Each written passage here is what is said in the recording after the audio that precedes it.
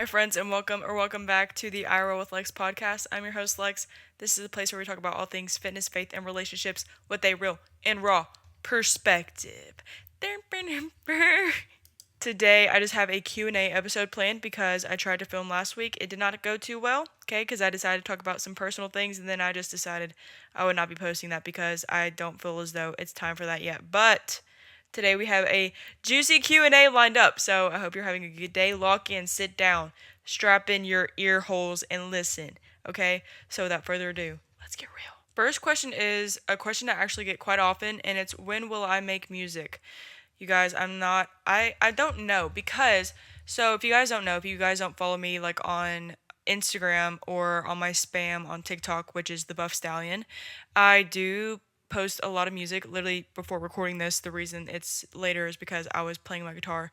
The reason I started playing guitar, you guys, so first of all, I've grown up with music. My granddad was a musician, and so he had like 13 guitars in his den, and I grew up listening to him play music. I would go to his shows, all that stuff, and music has just always been a huge part of my life. I grew up singing, and then I did lead worship at church. I wrote worship music, and I did perform some there. I did also win a contest with a song that I wrote. It wasn't a worship song, but so I've always been in music. I used to play keyboard. I don't anymore, but I love guitar. I love fingering the strings. So I love music. I do write music. I probably write. Oh my gosh, I write probably 4 out of the 7 days of the week.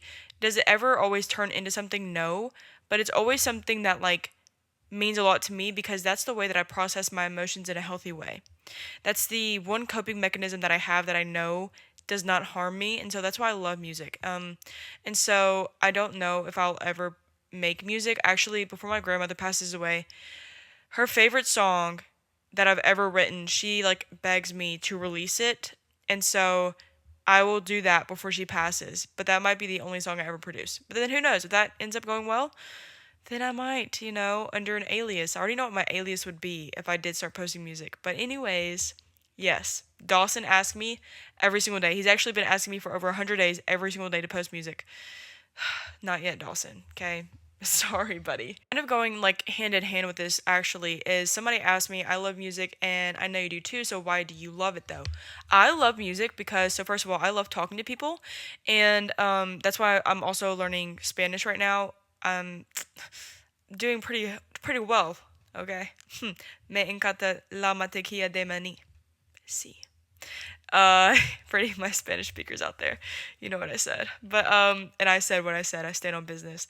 But I love it because I feel as though music is the one thing that can communicate emotion without language. So I feel as though music is its own language in and of itself, but you can listen to any instrumental piece of music and it can convey emotion without any words being spoken, and I love that. I love the power that music has. Now, mind you, music is powerful, and I know that, but I also believe that it has the power to increase, your happiness or your joy. Or also, I am someone who ties music to specific times in my life. So, like, every single song that I've ever heard, it instantly transports me back to a specific time in my life. I cannot hear a song. Like, the song that just came into my brain right now is Apologize by, I don't know who it's by. I don't think it's by It's Too Late to Apologize. You know what I'm talking about?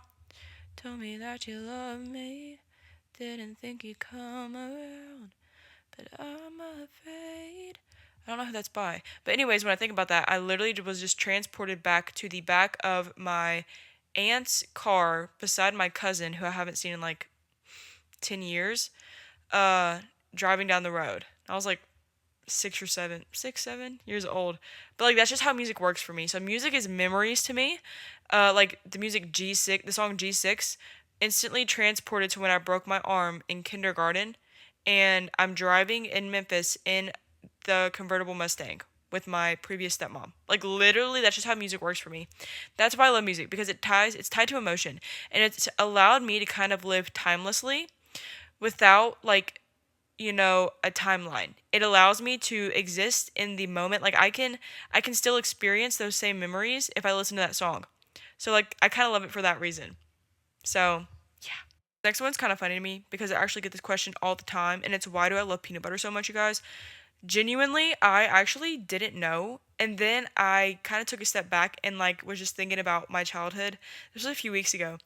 But I did not really grow up with a lot of money. Okay, so I did grow up for a while in a trailer park, and the parts of this that I remember the most are the meals that we would have on repeat. So it was like spaghetti, pizza one night a week, Little Caesars, spaghetti every Monday, Little Caesars every Friday.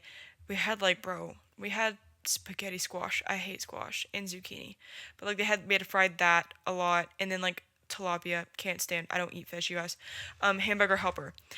Whenever you grow up without a lot of money, there are certain foods that you always have, that are just always there. Peanut butter. Oh wait, cheesy dogs, cheesy Oscar Mayer hot dogs. I don't care. I know people probably think that is a shame. It's not. Those things were bussing. Okay, don't even get me started.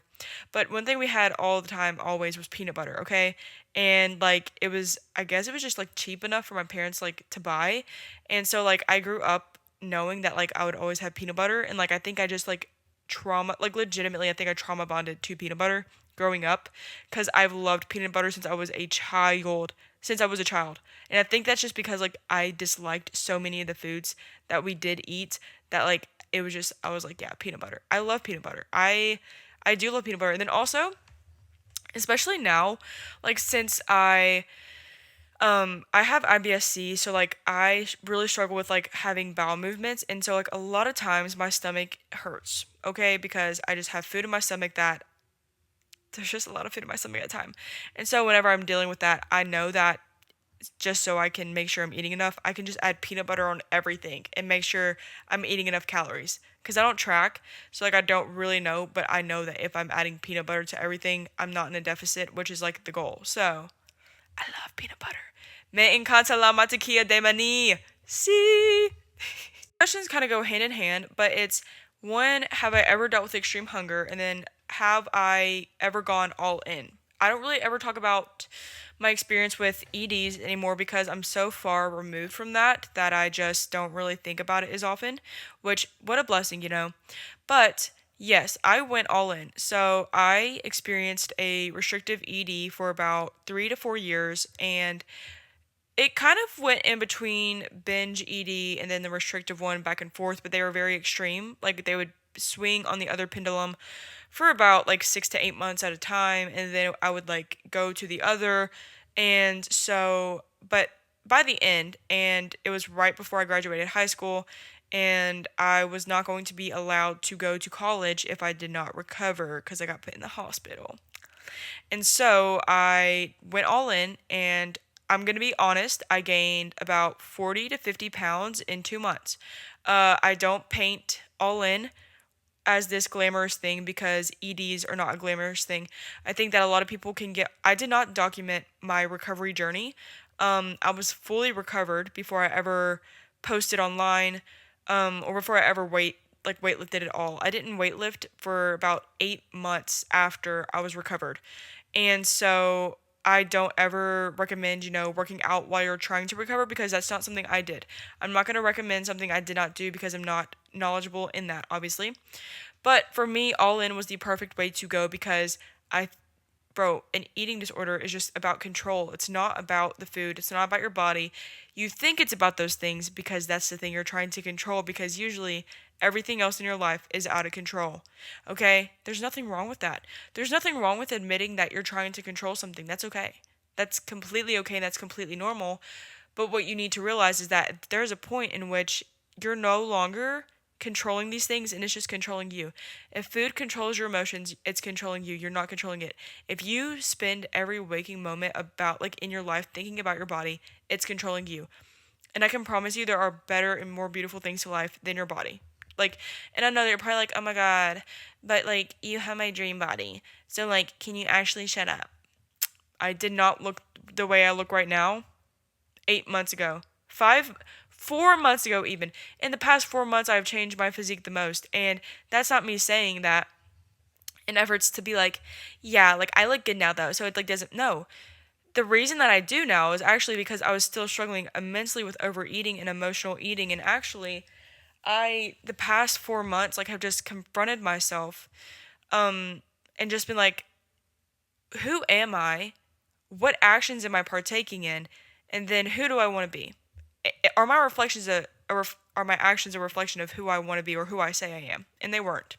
But anyways, going back to All In, I experienced extreme hunger right off the bat. I was eating, my gosh, there were days where I ate entire loaves of bread many days. But so the thing about extreme hunger is that it's not logical to your brain, but what you need to realize is you have deprived your body of nutrients for so long. This initial response of extreme hunger is your body not knowing if you are going to starve it or not again. And so in this moment, it wants to consume as much nutrients as it can. It wants to consume as much energy as it can to make sure the next time you starve yourself, it has enough energy in its stores, okay? That's all this is. And also, if you are trying to recover, I highly recommend the book Rehabilitate, Rewire, Recover by Tabitha Farrar. I read that book. It's a big book. It's on Amazon. It helped me. I think that's the only reason I was able to recover, you guys. Like, that woman helped me and she doesn't even know it. But she struggled with restrictive and binge eating and night eating. I was struggling immensely with night eating. That woman, like, completely just rewired the way I thought about food. And, like, the best book I think I've ever read regarding that. So I highly recommend. If you're watching this on YouTube and Spotify, I will link the book for you guys, okay? But I did experience that. Extreme hunger went away for me in about 2 full months. So I did All In. I didn't track or anything, and I ate as much as I wanted, as often as I wanted, without judgment. I gained a lot of weight, yes, but you have to get through it to get over it. Okay, I did not get here by being afraid of gaining weight. Okay, I was afraid of gaining weight for 4 years, and it almost killed me. And so it was either I was going to die at some point or I had to recover. There's no choice. Okay? Yeah. We're actually staying on this topic because I actually got some more questions. Somebody said, is reverse diet the solution for recovery from undereating? No.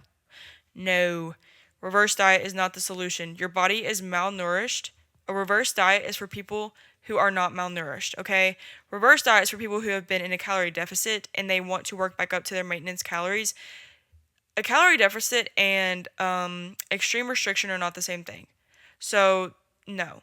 And then somebody also said, what's the difference between hunger and binge eating? Huge difference, okay?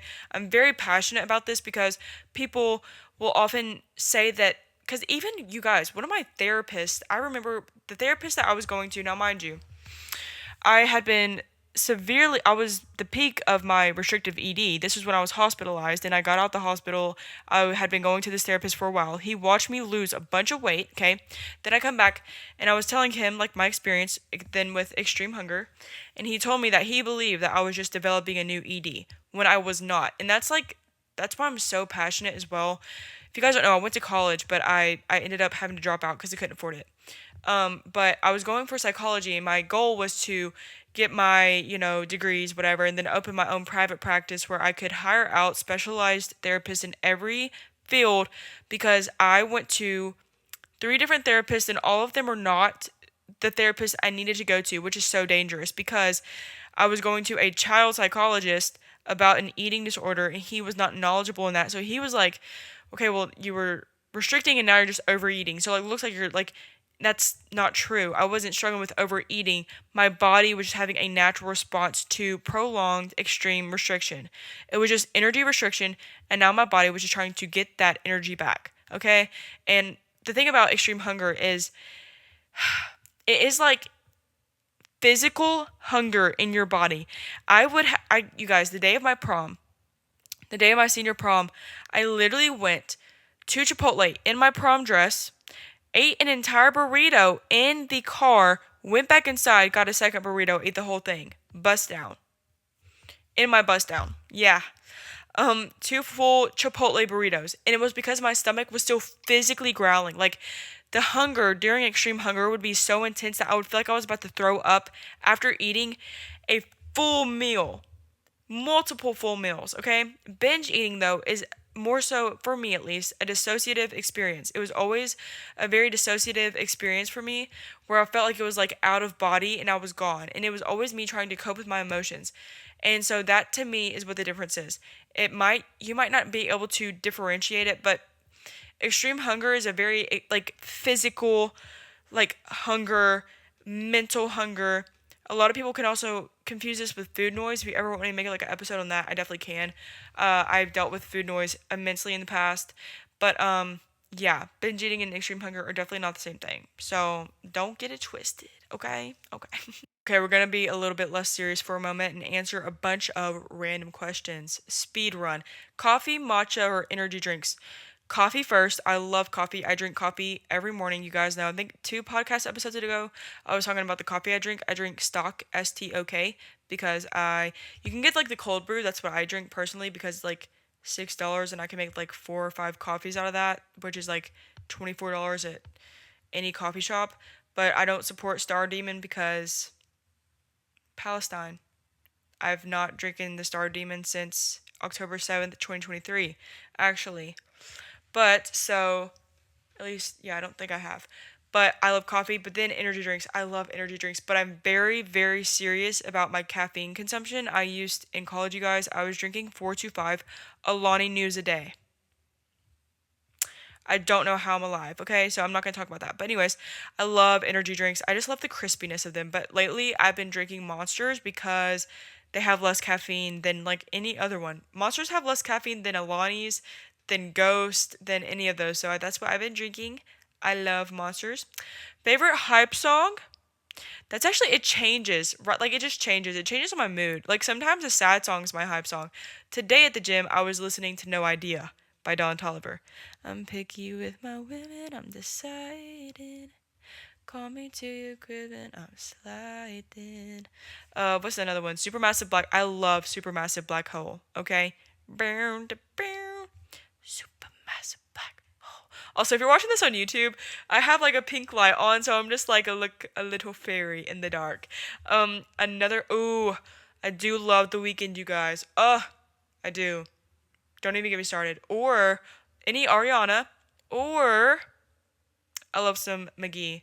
Like, oh my gosh, wait, should I play Rockman on guitar right now for you guys? I don't know if I can do this. Hold on. If you're watching this on YouTube, it probably looks really funny, but I am about to play a little snippet of Rockman by McGee.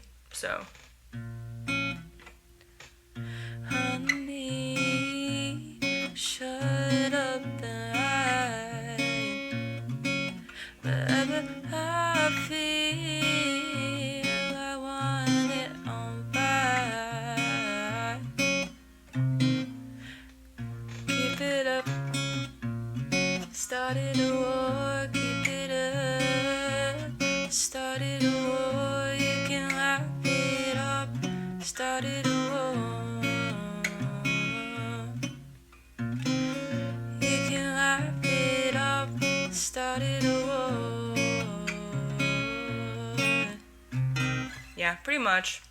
I love playing that song on guitar. Okay, let's resume to the usual program. My bad. Next, people kind of asked about influencing and friends in that. Somebody said, is it hard or how do I make girlfriends? Well, I just lost my entire friend group, so, and that does have to do with like influencing. Also, though, I've met a bunch of you guys, so I've been like visiting UT Knoxville, because my boyfriend goes there. If you don't follow me on Instagram or TikTok, I've been soft launching, okay? We've actually been together since June. Well, we've been like talking since like June 6th, I think. But we've so basically been together since June 6th.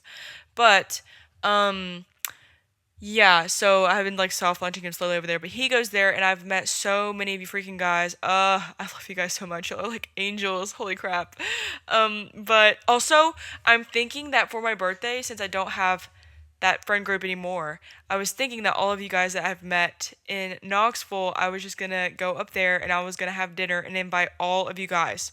So we all just go and have dinner together. It's just a big girl group. And then like hopefully like a bunch of you guys could like meet each other, because what's so cool to me is that whenever like I get recognized, because it's usually at the gym in Knoxville, and then it'll be like a few of you guys, and then you guys will become friends. You'll be like, oh my god, no way, like I live in this dorm too, and it's so cute. I love it.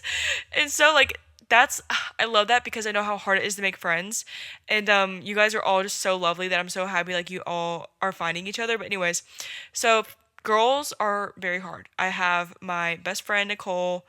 Oh my god, I love Nicole. Uh, that's like that's that's my Shayla. I love Nicole. I actually met her December 20th of last year, I think, because her birthday is the 28th. So, yes, the 20th. So, our friend anniversary is coming up. I love her though. She is just such a blessing. She came into my life at the perfect time. But making friends is hard. Girls are kind of evil. And so I always also just got along much better with men. Um, just because I was also raised by a single dad for a really long time. So I was just raised in a very masculine manner. And so I had more male mannerisms, I feel. And it was also just, I didn't never really have a consistent mother figure growing up. So it was really hard for me to understand women. Um, so yeah. But then influencing, people always ask me how got into that, and it was an accident, truly. I was in college when I started posting. I only started posting because I was dealing with a lot of unaliving thoughts. I was very bullied in college and did not want to be alive. So I just started posting because I was working full time at Buffalo Wild Wings and full time college student. And I just needed an outlet. I've always been a creative person, and so I just needed an outlet in which I could express myself. And at the time it was the gym, I started working out, and like I found a real passion for it because it was somewhere I could go that was mine. It was finally like a refuge that I had. So I just started posting, and then like funnily enough, it just like popped off kind of. And I didn't start doing full time content creation. I worked full time at a gym after I got out of college. And then after that job, during that job, I was still posting. That's the first time I went to Houston for an event. And then I got a stalker at that gym, so I had to quit. And then I got a job in marketing, and then that business actually went under, and then I got let go. And so then I was unemployed, and I was just doing social media. And then I just started making a little bit of money, and I was making more than I was making at any of my 9 to 5s. That's why I was doing that. But I was still applying to real jobs, okay? And sorry if you can hear my stomach. Holy crap. I'm not gonna lie to you guys. I low key at the gym today was acid was coming up my butthole. Okay, hopefully that's not TMI, but hopefully you know exactly, bro. I literally was like, whenever you're on the toilet and like you are literally like shaking, like cold sweat. That was me. Anyways, hopefully no men are listening to this. Anyways, I really feel bad if any men are listening to this, but I was still applying to jobs, but I was not getting hired. And I've had about 5 jobs since I was 16. And a lot, like I had to change jobs because I was moving, to school, come back. I waitressed, I worked at Chick-fil-A, worked at Buffalo Wild Wings, worked at a gym, and then I worked at a marketing company. And I was like the graphic designer, head of marketing. So yeah, influencing was just an accident, but it was one of the biggest blessings of my life, honestly. I don't want to do it forever. I want to go back to school. I still don't have enough money. I think I don't really make bank. I don't do brand deals. That's where all the money in influencing is at. I also just don't call myself an influencer. I don't feel as though I am. I feel as though I'm more so a content creator because I kind of just document my life and hope to inspire people through that. So, yeah. But I do want to go back to college for neuroscience. I don't want to go back for psychology anymore. I almost have I'm a few credit hours away, like 6 or 7 away from having my associates in psychology. So I'll probably finish that, which will be really easy, and then go into neuroscience, not with a focus on pre med, but on something else. But yeah, so Jamie said, would I consider getting another dog after Lilo? Okay, guys, I don't think I ever actually told y'all why I rehomed Lilo. And this is actually, I just wasn't ready to talk about it. And I, so last October, I was probably in one of the darkest points of my life. It was the week of my 21st birthday, and I'd already been, so the reason I got a dog, you guys, is because I knew if I moved out on my own, that I knew I struggled with thoughts of unaliving myself. And I knew that if I got a pet, though, that I wouldn't let myself because I know that I care more about others and about other living beings more than I do myself. It's kind of just how I've always been. And I knew that if I got a dog, I would never let myself do that because I would never let myself leave her alone. I would never, ever leave her to be alone with me in that state or abandon her. Okay. And so I rehomed her because I was planning on killing myself. I was planning on ODing, trigger warning. The week of my 21st birthday. I didn't have any friends here.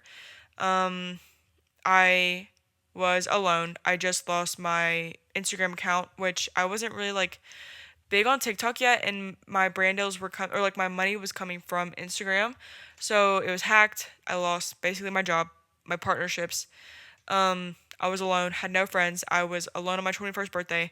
Also, don't drink. There was also just a bunch of other things, you guys, like so many things. I was also an atheist at the time. Um, and that's why I have my. If you guys are watching the YouTube episode, the What Would Jesus Do bracelet that I made has my salvation date on it, and it's 10/15/24, which is the day that I was going to kill myself. And then also the day that I rehomed Lilo. So, like, I rehomed her and then was going to kill myself. And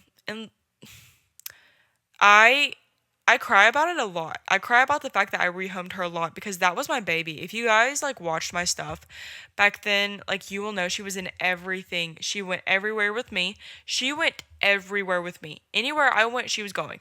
When I drove home, she was going with me. I was not like I wouldn't even go out because I didn't want to leave her alone in my apartment for that long.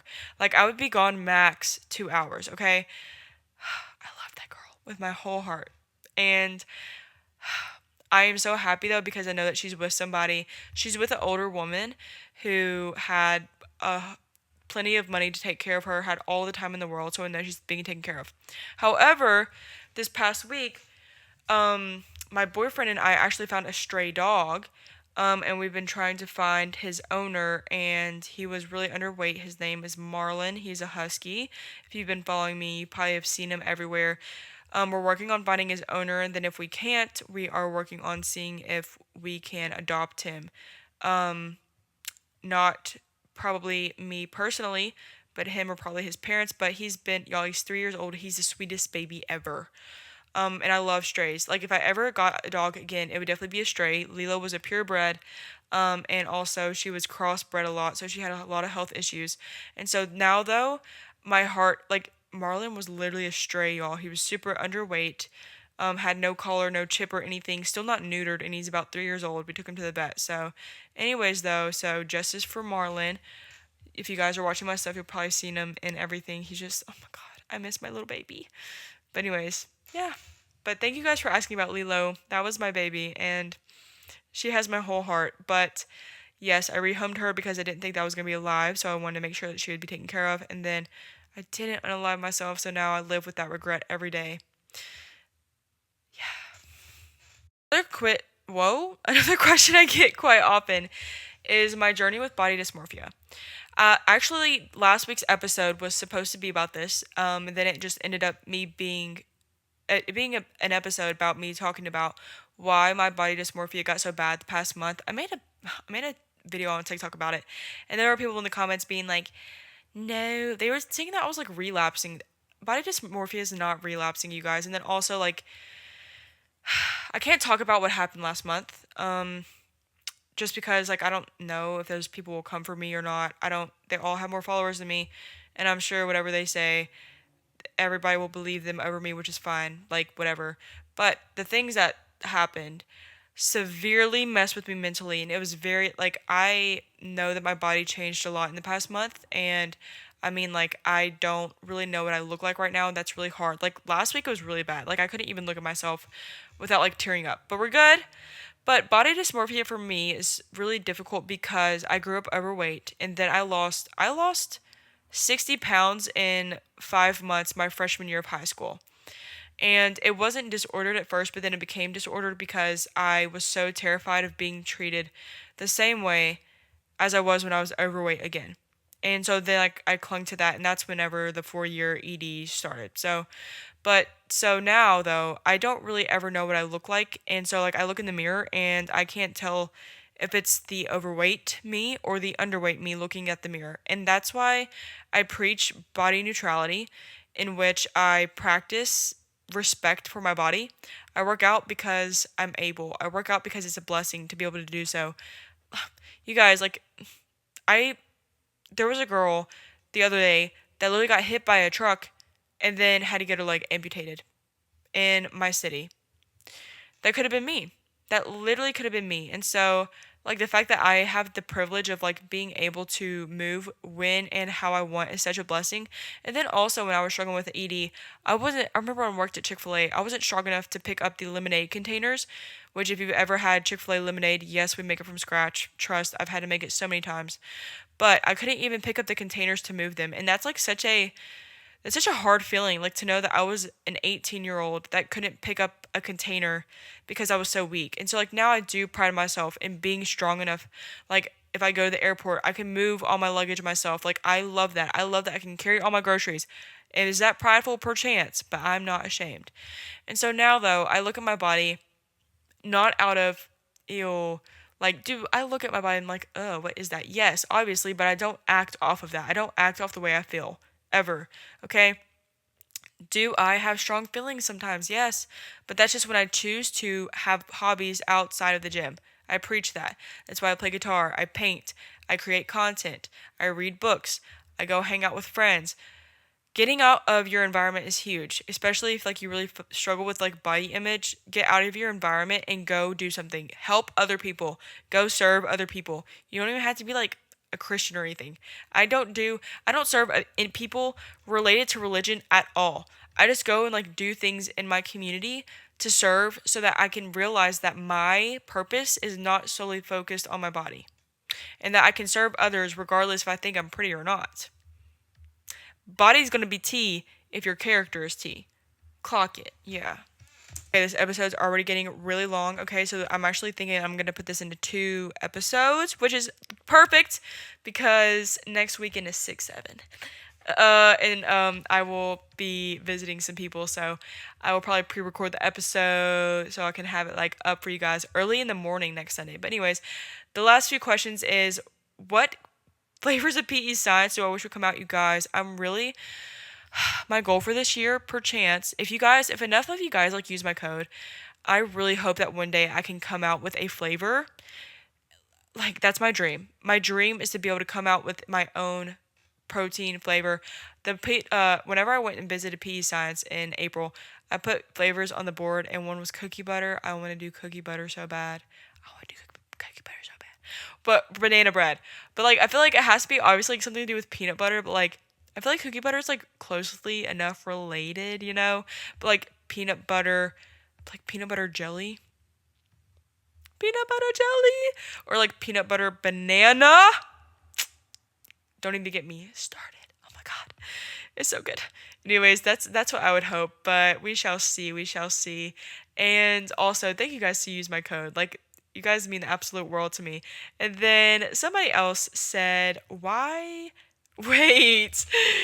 Is there any gym influencer that you've wanted to meet or fangirled over meeting?" No, actually, I've only fangirled over one. Actually, no, 2 people. Whenever I started posting online, I said the only 2 people I wanted to meet. Now, mind you, this is 2023.